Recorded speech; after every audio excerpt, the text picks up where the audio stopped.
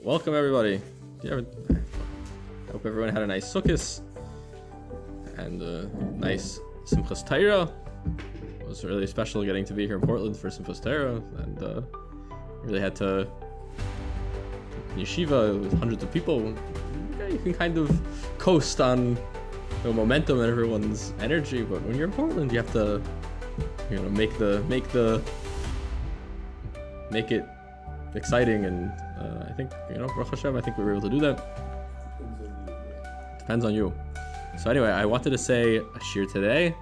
It's very interesting. It's really more for Parshas Bereshis, but I think it's very interesting anyway, and I think if we think about it, we'll be able to have a lot of perhaps lessons we can take out of it practically for our own mitzvah observance. So this topic is really going to be based on a pasuk in Bereshis, where it talks about Chanuch. So Chanuch was one of the people who was around between Adam and Noach in those 10 generations.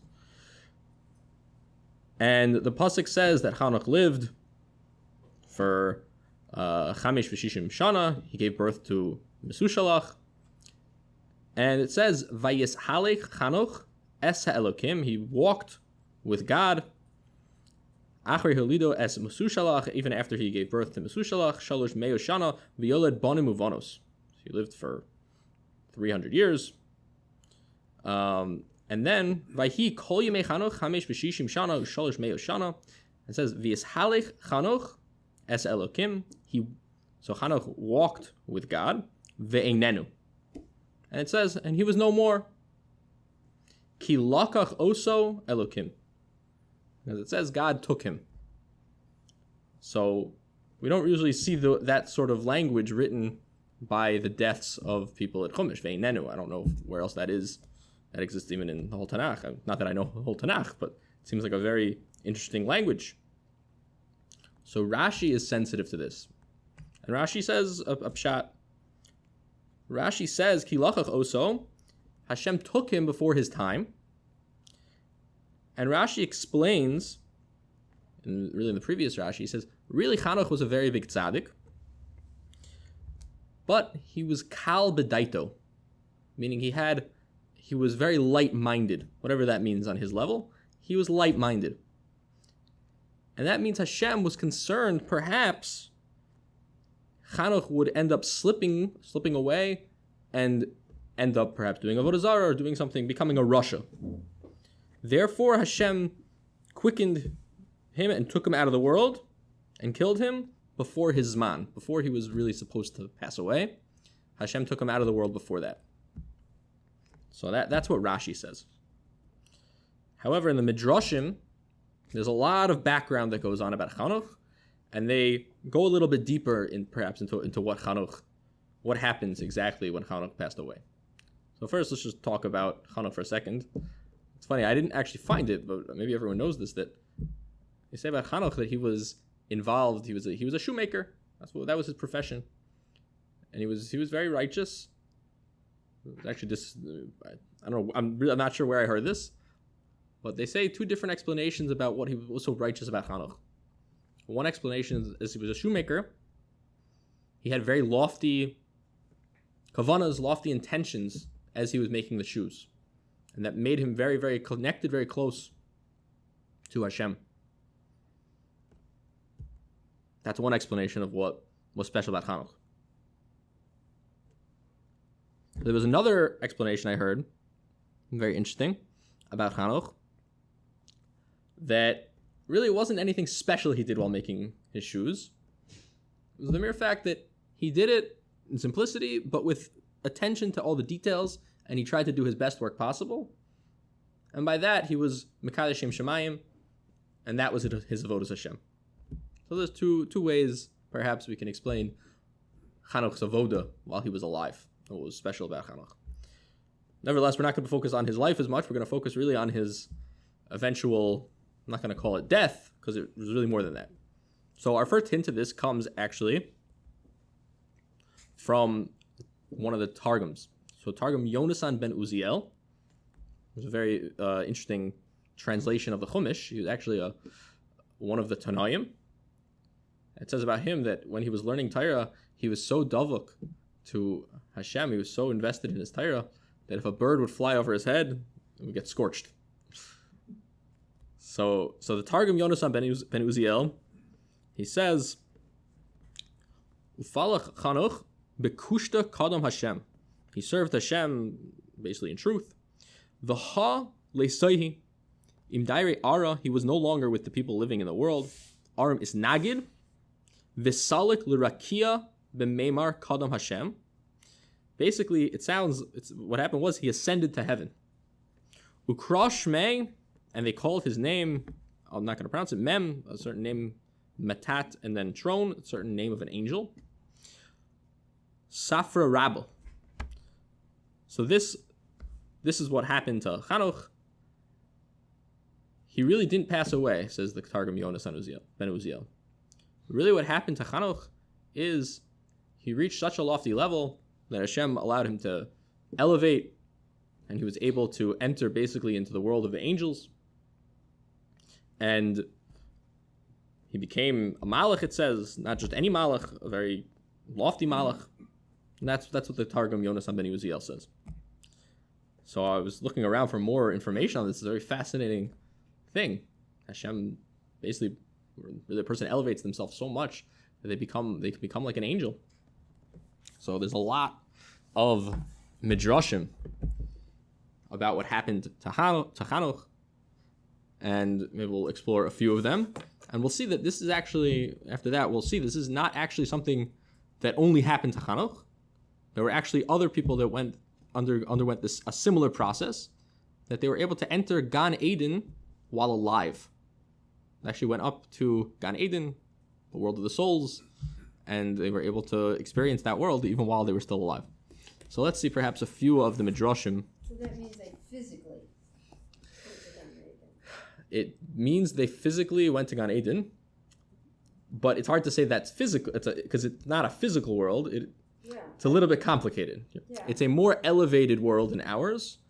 I don't think we can call it a physical world, but it would seem that they went there with their bodies. It would seem. But it's a good point you're raising. It would seem that they did go there with their bodies. So we'll have to explore some of these things. So the first thing it says,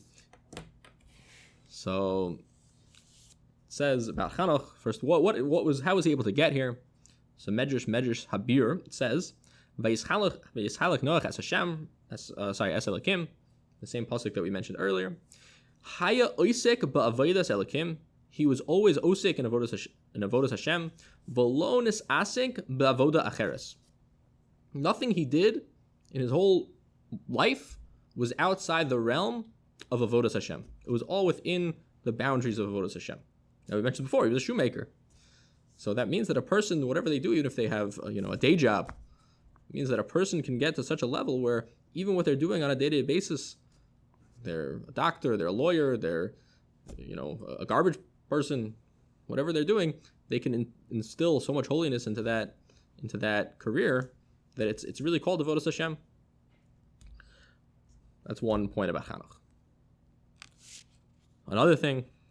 So now this medrash will focus more on his elevation after he left this world.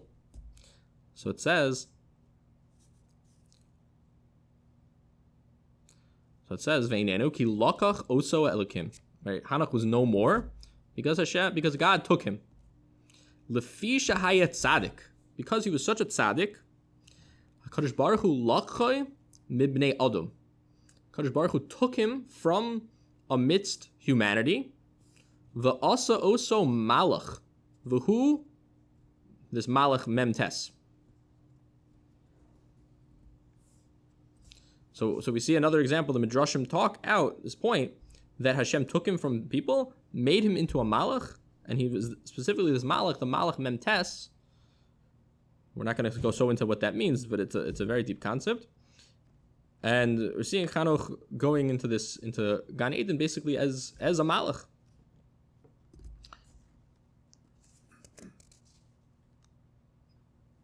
One more. So this actually groups him together with two other tzaddikim who we'll talk about. It's again, it's on the same pasuk. It says Ve'inenu ki lakach oso elokim. Ta'ana shloisha alu v'shimshu b'marom.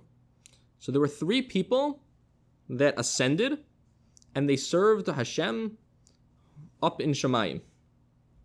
Ve'eluhein. 3 people. Chanoch, Moshe, ve'Eliyahu. So they ascended and they served Hashem in Shemayim. Chanoch, Tiksiv, ki lakach oso elokim. And it comes again from this verse that Hashem took him. Okay, one last one. This is a very interesting one. Basically, it tells a story of Rabbi Yishmael.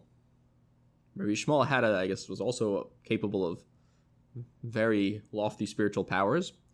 And Rabbi Yishmael took a field trip. Where did he take a field trip to? He took a field trip to Shemayim. So he wanted to go up. He went up, Lamarom, Listachab Tzfias HaMerkava. He wanted to see the site of the Merkava, the chariot, Hashem's chariot. Haisi Nichnas B'shisha Echalos. I went through 6 different halls. Amar Rabbi Yishmael. Amarti lememtes. I said to the Malach memtes. He was speaking to the Malach. Mipnei ma'ata nikra b'shem koinech b'shivim shemos. Why are you called with the same name as your creator with 70 names? Meaning he has, there's a connection. The Malach memtes has a connection. His name to Hashem's name. Va'ata gadol mikol hasarim, and you're the greatest of all angels. Ugavoa mikol hamalachim, you're the biggest of all of the loftiest of all of the different angels. V'chaviv mikol hamisharsim, v'nichbad mikol hatzavakim, you're honorable more than all these other ones. So he says, so now this is the Malach Memtes responding back to Rabbi Yishmael. And he says, V'amar li, mipnei shani Chanoch ben Yered, because I'm Chanoch ben Yered. The Malach speaking. Kishachat the dor hamabul, and when the generation of the flood sinned, so therefore Hatzileni HaKadosh Baruch Hu, HaKadosh Baruch Hu basically saved me, mipneihem. He saved me from this dor hamabul. They were going to perhaps kill him. Leo's aid aleihem b'shmei marim. L'kol bayol, meaning he was going to die in the flood, or they were going to kill him. So Hashem saved Chanoch and brought him up to Shemayim so that he would be able to be a witness about what was going on during this time of the generation of the flood. Okay, so I wanted to just present a few of these things. This is not like some esoteric. These are all coming from very well-known midrashim that, and it's, there's more even than what I read. All talking about what happened with Chanoch, how he ascended up to Shemayim. And it says perhaps Hashem even made him into a malach. So, as I said earlier, this isn't actually unique just to Chanoch. There's actually a Mishnah in Maseches Derech Eretz Zuta. If you look in the back, if you have a Gemara at home, you look in the back of the volume that has Avodah Zarah, Horios, Edius, it has Masechtas Katanos. The small Masechtas, I don't know if you'll get to it on Daf. I don't think they do these Masechtas in Daf Yomi. I'm not sure. But if you look at this, there's a lot of very interesting things in the back. So in the first parak of Maseches Derech Eretz Zuta, it says, Tes niknesu bechayehem began Eden. There are 9 people that went during their lifetime into Gan Eden. Ve'elohen, these are the people. Chanoch ben Yered, like we've been saying. Ve'Eliyahu. Umashiach. Mashiach, one of these people. Ve'Eliezer, Eved Avraham. Right, Eliezer in the Parshias that talk about where he went to go get Rivka for Yitzchak to marry. V'chirim Melech Tzur, one of the Malachim who helped, one of the Melechs of the surrounding areas who helped build the Beis HaMikdash. The Eved Melech Kushi, another one of the Malachim who were kind to the Yidden again. V'Yavitz beno shel Rabbi Yehuda Hanasi, a person named Yavitz who was the son of Rabbi Yehuda Hanasi. Ubasia bas Paro, V'Serach bas Asher, V'yesh Omrim, and there's another opinion that says Af Rabbi Yeshua ben Levi. These are the 9 people who also, same process that happened to Hanoch, instead of undergoing an unusual natural death, they had, I would call, an unnatural, or an ascent, seemingly with their bodies. We'll have to talk about that. So there are nine of these people. So maybe we'll go through a few of these people and discuss maybe what their particular attribute was that they were able to reach such a lofty level in this world. So again, we spoke about Hanoch a little bit. So Eliyahu also, if you look in Sefer Malachim in Tanakh, you'll also see the story that Elisha, his servant, his student really, Elisha's student, was following him, and he sees Eliyahu ascend in like a fiery chariot up to Shemayim. It's really incredible if you see the verses over there. Mashiach also, it says an interesting thing about Mashiach. Apparently Mashiach was born during the Chorban of the temple in Jerusalem, during Chorban Beis HaMikdash. And it says at that point, he was brought up to Shemayim. Such a medrash that says this. One of the other ones we saw is Serach Bas Asher, who, it says when they found out that Yosef was still alive, the brothers were concerned. We're going to tell Yaakov Avinu that Yosef's still alive, and he's going to die in shock. Such a thing could happen. A person can literally die of shock. So they were concerned, how are we going to break the news to him? So his granddaughter, the daughter of Asher, one of the sons of Yaakov, played on her harp, and that way she was able to break this news to Yaakov in a way that wasn't too shocking to Yaakov, in a way that he was more relaxed and able to take that news and then be able to acclimate him to that new reality. And in that schus, and I'm sure she was righteous in every other way too, but that was her main good act in this world, and then she was able to ascend to Shemayim. Another very interesting thing that I also found, did a little research on too, he said Eliezer Eved Avram. So Eliezer was an Eved. He was the Eved of Avram Avinu, and he was sent with a task to go and bring back a bride for Yitzchak. And he went north, basically, and he brought back Rivka. Now, the Das Sekanim speaks out a very interesting thing.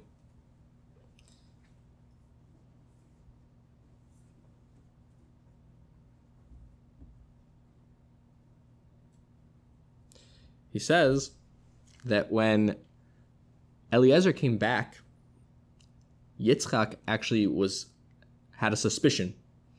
Yitzchak had a suspicion that he had been with Rivka on the way back. He was concerned about this. So Yitzchak said, if it's true that you didn't do anything like that, then I'm giving you a blessing that you'll be Zaycha to go to Gan Eden in this life.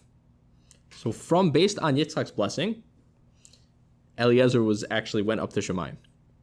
And he also was merited this sort of lofty passing away. Just to say parenthetically, why would Yitzchak think about such a thing? Don't we know that Eliezer was a very righteous person? He was clearly a very big tzaddik. He was one of Avram Avinu's main students. Why would Yitzchak Avinu be chayshid him such a terrible thing? So, I'm not sure, but just to maybe open up an idea, we know that Eliezer was very upset when Avram Avinu went and basically told him to go bring back a bride for Yitzchak. The reason why he was very upset was because he really wanted Yitzchak for his own daughter. So perhaps Yitzchak thought in order to make it that he'd be able to get Vizaycha to this son-in-law, he would stoop to such a low level. So I'm not sure, but perhaps there's such a concept out there. I'm not sure. Okay. And then, of course, Basia Baspara was another. I'm not going to go through all of them, just a couple to just highlight a few of their incredible actions. Basia Bas Parowitz has also had this same sort of Misa. She, again, didn't really pass away. She ascended to Shemayim. And I saw suggested the reason is because she was Moser Nefesh. She sacrificed her life, essentially, to save Moshe Rabbeinu. Her father, Paro, had made decrees and different things that would have resulted, if anyone would be known to be keeping a Jewish person, taking care of a Jewish person, harboring a Jewish person, they would be sentenced to death. And in his own home, his own daughter was doing the same exact thing. So since she went above and beyond and sacrificed herself in order to raise Moshe, she was also zeicha to this very, very lofty level. Okay. So with that said, I want to maybe perhaps ask a few questions and maybe we'll explain this concept a little more. Now we sort of gave a lot of information, a lot of facts. Now maybe we'll talk and analyze some of those facts and have a little more understanding. And then after that, maybe we'll apply it to ourselves how we could use some of these ideas in our own Torah and mitzvahs. So just two questions to ask.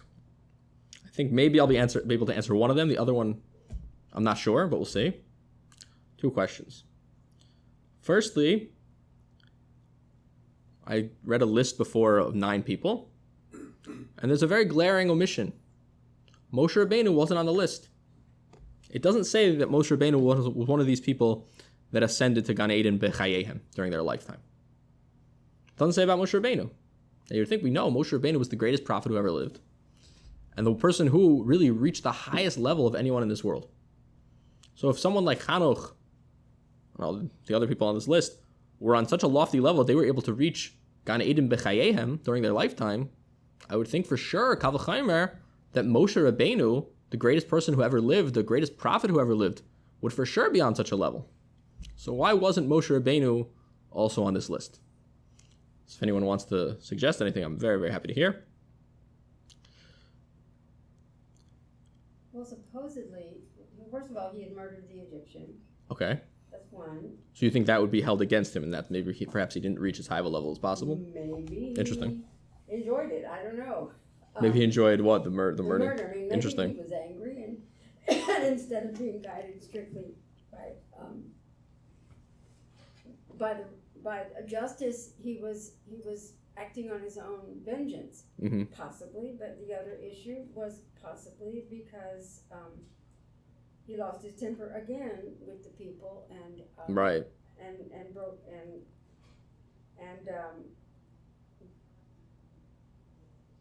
I forget what it because by the Maveri we struck the rock broke the luchos. Broke the rock, hit the rock. Yeah. Interesting.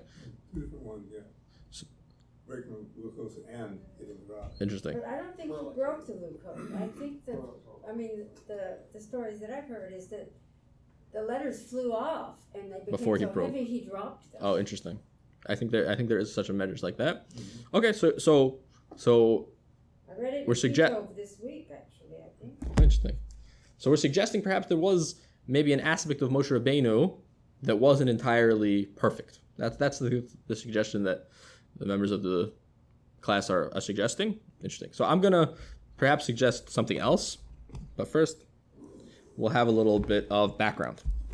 So what does this mean? A person is... Okay, wait. Sorry. One step back. Another question, important question. So again, this Mishnah in Mesachas Derech Eretz Zuta says that they were able to ascend to Gan Eden b'chayehem. Now, a lot of times we refer to, instead of Gan Eden, we refer to Olam Haba. There's a place called Olam Haba. So I'm curious, why does it say Gan Eden? It doesn't say Olam Haba. Perhaps Olam Haba could have been more accurate, in fact. Olam Haba is where, the place we're going to go to. So why does it say Gan Eden, not Olam Haba? It's my other observation that I'd like to explain. Okay. So let's speak out, have a little bit of a history lesson. Gan Eden. So Adam Harishon, when he was created, he was placed in Gan Eden. And he was put there, La'avdu L'Shamra, to serve as well as to guard. That was his task. That was what he was tasked with by Hashem. Now, Gan Eden, this place where Adam Harishon was, could not have been the ultimate tachlis that a person can reach. There is actually a higher level. There's a higher level, and that is what's called Eden itself. The Gan Eden is Eden itself. So Adam Arishon, if things would have gone right, he wouldn't have eaten from the Eitz HaDaas. He would have gone into Shabbos, and he would have entered in this higher level, and that would have been Olam Haba, and he would have merited very, very lofty understanding, very lofty wisdom, and that would have been his Olam Haba.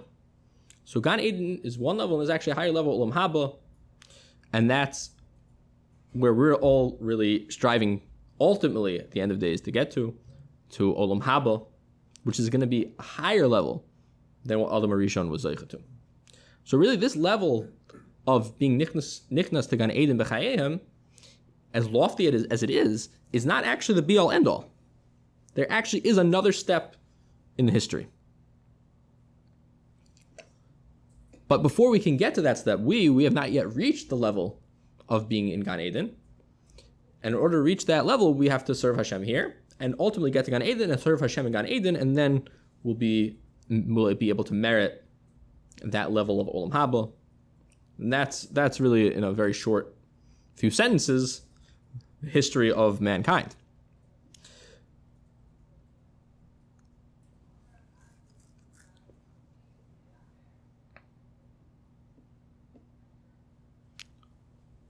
So really this level they reached isn't the ultimate level, and there's really a higher level yet to reach. So I'll explain a little bit perhaps what happens. So the Ramchal in Das Tfunis talks about the relationship we have to our bodies. It says there that God made the human body very coarse and dark in form, unworthy of being filled with the light of his holy presence because of its lowly nature. As long as we're here, we're in a guf, we're in a body, we can't really have a full connection to Hashem. Not a full connection. So, for very great tzaddikim, they're able to get to such a lofty level, they elevate their bodies to such a great extent that they merit much higher level.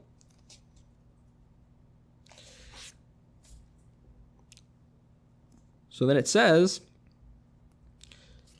really the soul's job, its purpose is to purify the body completely and to elevate it from its low level of physicality and darkness to the exalted level of ministering angels. That's the goal here of the neshama. Our souls inside of us have a task. They're not here just to enjoy. They're here with a task. They have to purify our bodies. We have seen that Moshe actually achieved this. He was worthy of purifying his physicality to the extent that he returned to the level of an actual angel. In fact, the entire Jewish people saw the skin of Moshe's face radiated with a brilliant light. And Chanoch and Eliyahu, again, these were two of the people on our list, they were able to ascend to heaven in their actual bodies because they purified their physicality greatly. So this answers one of the questions we had earlier. Does this mean they went up with their bodies? So it actually does. They went up their bodies because they purified their bodies to such an extent that their bodies were so pure it actually looked like our souls.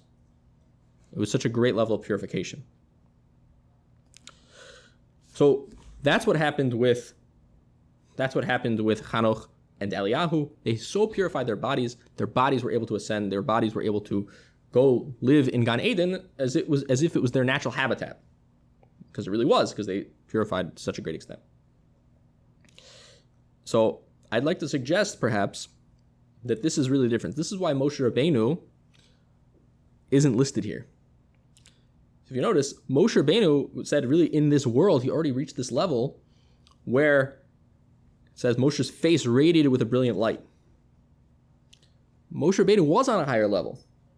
And it was because he was on a higher level that he was able to purify his body to such a great extent and not have to leave this world with such a purified body. Chanoch and Eliyahu, as great as they were, and as pure as they became, once they reached a certain level, they weren't able to stay here in this world anymore. They were forced to move up to the next level, to go to Gan Eden. Moshe Rabbeinu was able to stay here in this world and continue serving Hashem from this world, albeit with a completely spiritual essentially a spiritual body. So I think perhaps this answers these 2 points. A, why does this Mishnah refer to it as Gan Eden, not as Olam Haba? Because Olam Haba is really a next step. Olam Haba is even higher than Gan Eden. And the second question is, why doesn't it say that Moshe Rabbeinu is one of the people who also ascended? So we're suggesting is that whereas Chanoch and Eliyahu and the rest of the tzaddikim who we mentioned, when they reached that level of purification, they couldn't stay in this world anymore. Moshe Rabbeinu was actually on a higher level and was able to still maintain that connection to Hashem in this world. So now perhaps built on this Ramchal, I'll just read a little more. Say, what does this mean for us? Meaning, I don't expect any of us to be able to ascend to Gan Eden in a fiery chariot. That's not exactly our expectation over here. So what does it mean for us? So we said earlier, what's the goal? What's the purpose of the neshama coming into our bodies? The purpose of the neshama coming into our bodies is that the neshama is going to purify us. There's a big machlekes in the Rishonim. The Rishonim really, Achrayim too. Are we going to have bodies in Olam Haba? So it seems that most of the Ramchal, the Ramban, pretty much everyone except for the Rambam, hold that we really will have bodies even in Olam Haba. It's only fair because our body served Hashem in this world, so it's only right that the body should get compensated for that service too. However, the body is going to be purified to such a great extent that it's not going to look like our bodies that we have nowadays. So how do we do this? So the Ramchal continues. He says, the way the soul can purify the body is through performing the mitzvahs and keeping the Torah, because a mitzvah is like a lamp and the Torah is light. The light of the Torah and the light of mitzvahs, that's what's going to shine through that's what's going to illuminate our bodies forever. The more the soul acquires Torah and carries out the mitzvahs, the more it purifies the body and earns merit for itself by fulfilling God's will. So that's really the lesson for us. We may not see this process happening, but the more we do mitzvahs and the more we learn Torah, the more we work on our midos, the more refined we become, the stronger an influence our souls have over our bodies. And ultimately, when our soul is fully able to express itself, which will be in the future, you're going to get to see all the illumination that you built up.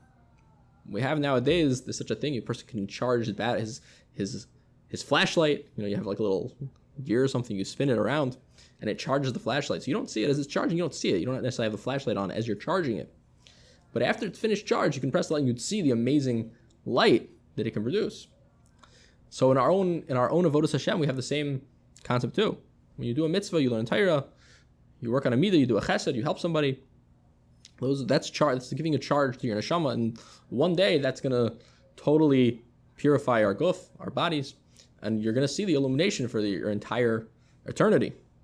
So that's the lesson for us from Chanuch, from Eliyahu Hanavi, from Moshe Rabbeinu, that we can use this as motivation. No, even if we don't see necessarily everything our mitzvahs do, it's for sure having an effect on ourselves, and we shall merit to gain inspiration from these incredible tzaddikim and from the teachings of our sages.